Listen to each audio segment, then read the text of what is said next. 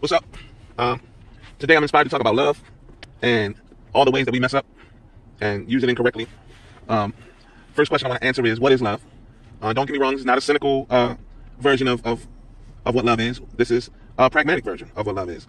And it starts like this. Love is a thing. It's a thing, which means it has well-defined edges. It has component parts.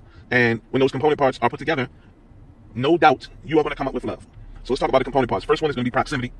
If you are exposed to an object, right, you will have a chance of loving it, right? That object, whatever the object of your love is, could be a person, could be whatever. If you're exposed to it, you have a chance of falling in love. So that's the first thing, proximity, and that's the easiest one to control. The next component of love is compatibility, which means, do you have similar taste? Do you have admiration? Do you have even jealousy? Do you feel connected? Right? Do you feel a sense of community with the object of your love? Then that increases your chances of falling in love with the object, right? So then the next component that I would talk about, we said proximity, we said compatibility, right? Then the next component would be very base, very physical, right? So there's got to be physical component. So is it a thing that makes you feel or look a certain way about yourself? Is it a person who you feel an attraction to? Is it a state of being that you have deemed or have been taught is the epitome or the pinnacle of success?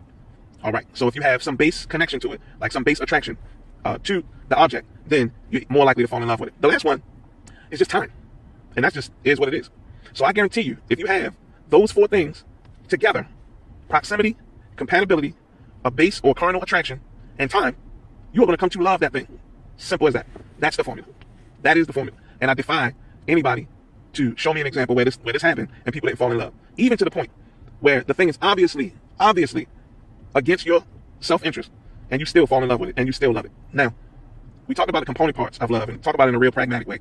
Now I want to move into the science, because the component parts will never really capture fully what it is. But I think the scientific explanation is does add something. So, from my point of view, love is, this psycho-emotional feeling, right? That, of course, is going to cause your body to secrete certain chemicals at certain times, and it's going to give your mind a jolt of pleasure. Your ego gets a jolt. All of these drives, the drives of humanity, which that's another one, Naeem Akbar, maybe I'll do a video on that, but it gives those drives a jolt. And so this is a psychochemical, physical reaction is what love is. But what does it cause you to want to do, right? What does love make you want to do?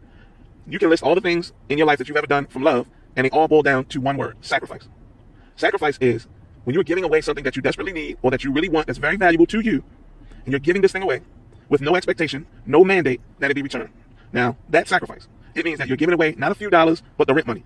It means that you are handing over large chunks of your time, be it in actual proximity or conduct of the object with the object of your love, or in thought about the object of your love. Either way, it's still giving up time and making a sacrifice. This time is something we all need desperately. And so it's this chemical, psycho, physical thing that makes you want to sacrifice, want to give up. And the important distinction between love and why I have to say it hinges on sacrifice is because lust is, that twin of love, and it's sitting right there, right? So you can lust after the object, and that's not love, but it feels so similar. Why? Because, again, psycho, physical, chemical reaction makes you want to give up something. But the key important part is, in lust, you got to get something back. You absolutely are trying to get something back. And I'm not talking about in a, esoteric sense. I'm talking about in a trade sense. So there's a very fine line between love and lust, because lust is more like a trade. I'm going to give up something. I willingly give up this thing I need, but I'm getting this in return. I'm getting this. And love is the act of sacrificing and giving up. The act of demonstrating what you're calling your love for something is the reward in itself. And then if it's reciprocated, or if you get any positive stimulation on the back of that, that's not a complete cycle. That's actually starting the new cycle again. Because if you remember in the beginning, I said the cycle starts with proximity and positive inputs. That's where the cycle starts. So I hope that made love a little bit clearer for you, and I hope that we will start using love in the right way, and stop getting it twisted, y'all.